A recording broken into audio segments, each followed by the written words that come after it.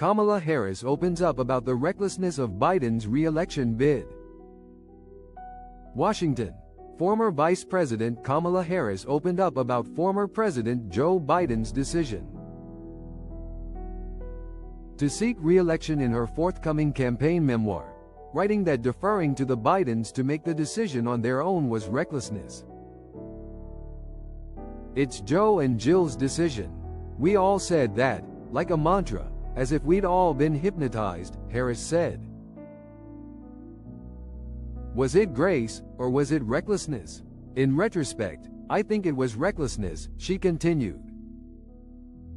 "The stakes were simply too high. This wasn't a choice that should have been left to an individual's ego, an individual's ambition. It should have been more than a personal decision." The comments in Harris' upcoming book, 107 Days, are her harshest criticism of the Biden circle yet, laying bare divisions in the White House and grappling with Biden's decision to seek a second term despite widespread concerns over his age. "During all those months of growing panic, should I have told Joe to consider not running?" she wrote. Perhaps.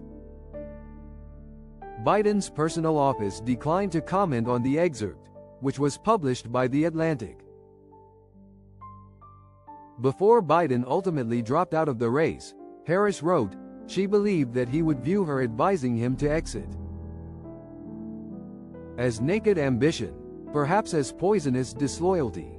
She also addressed his age, which polling indicated was a major liability, saying that at 81, Joe got tired. That's when his age showed in physical and verbal stumbles. "I don't believe it was incapacity," she added.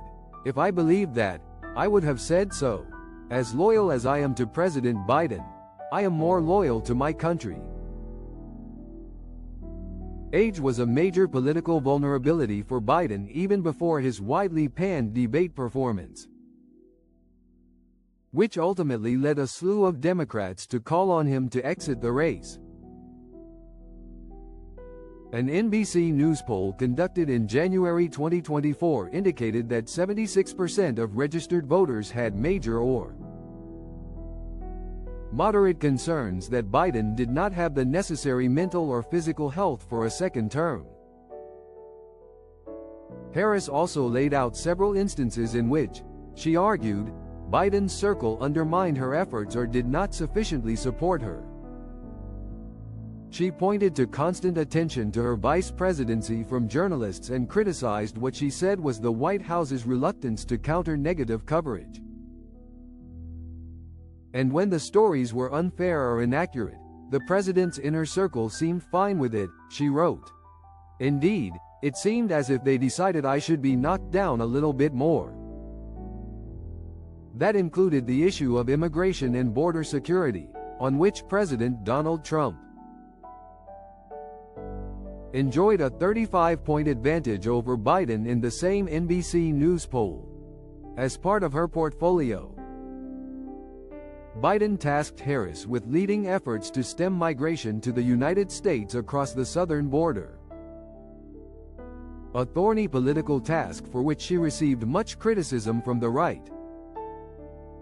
Trump draws cheers and boos while marking 9/11 by attending a New York Yankees game.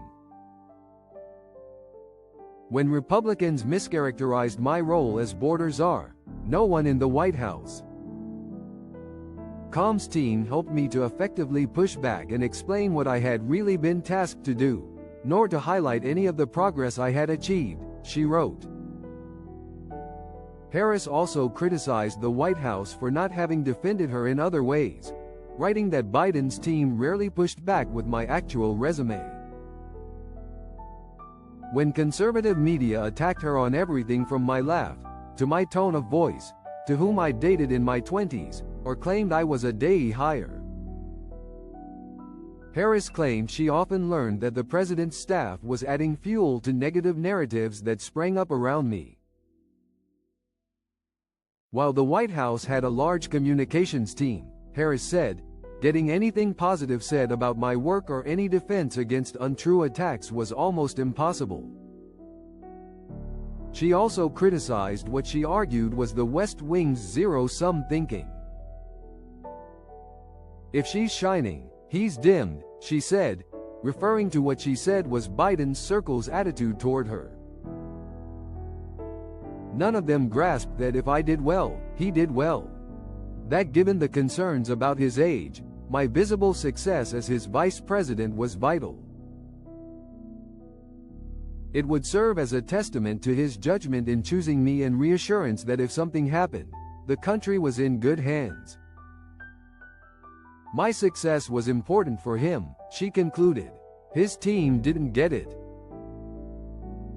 Asked for a response to what Harris wrote, former Biden White House spokesperson Andrew Bates pointed to Democrats